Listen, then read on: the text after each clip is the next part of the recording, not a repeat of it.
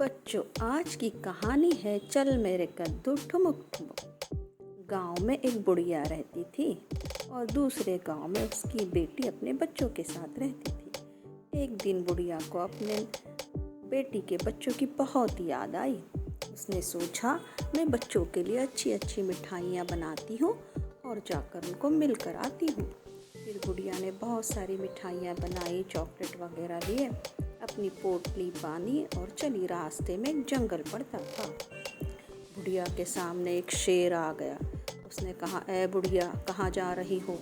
मैं तुम्हें खा जाऊंगा। बुढ़िया ने कहा, शेर भाई, मुझे मत खाओ, मैं कितनी दुबली पतली हूँ।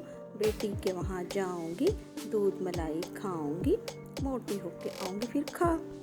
आगे बुढ़िया गई तो एक भेड़िया नजर आया। उसने कहा, ए बुढ़िया, मैं तुझे खा जाऊंगा। बुढ़िया ने भी उससे वही कहा, ये भेड़िए, मैं बेटी के वहाँ जा रही हूँ, दूध मलाई खाऊंगी, मोटी होके आऊंगी, फिर तुम मुझे खा जाना। इस तरीके से उसने शेर और भेड़िया उन दोनों को उल्लू बनाया और जल्दी जल्दी जंगल पार करने लगी कि किसी तरीके से ये खतरनाक जंगल पार हो जाए।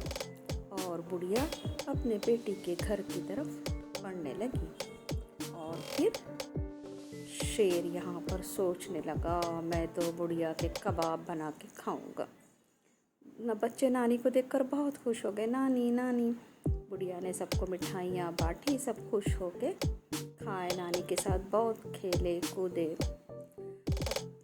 जैसे जैसे जाने के दिन करीब आ रहे थे, बुढ़िया को टेंशन हुई। उसने कहा, अब मैं क्या करूँ?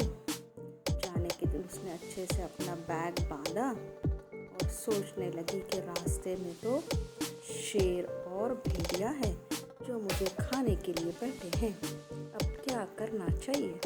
बच्चों ने जब नानी की सूरत देखी उतरी हुई तो कहा, नानी, आपको क्या हुआ है? बुढ़िया ने सब माजरा कह सुनाया।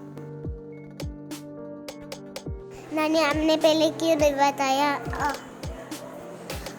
तो आपको सोचना पड़ेगा हो, तुम्हारे खेत में एक बड़ा सा कद्दू है।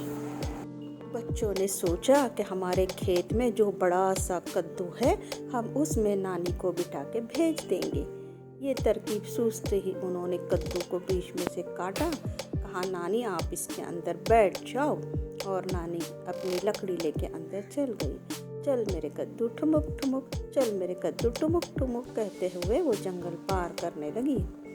अब रास्ते में जैसे ही शेर और भेड़िया ने देखा, वाह, बुड्ढी तो बहुत मोटी हो गई है। दोनों आपस में लड़ने लगे, मैं खाऊंगा, मैं खाऊंगा, मैं खाऊंगा। और उनके झगड़ों का फ़ायदा उठाकर बुढ़िया दौड़ पड़ी। चल मेरे कद्दू ठुमुक ठुमुक, चल मेरे कद्दू ठुमुक ठुमुक।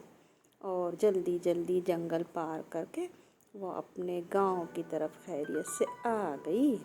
अपने घर में बैठकर सोचने लगी, वाह, मेरे नवासा नवासी तो बहुत होशियार है, उन्होंने कितनी अच्छी तरकीब की। बच्चों, आपको कहानी कैसी लगी?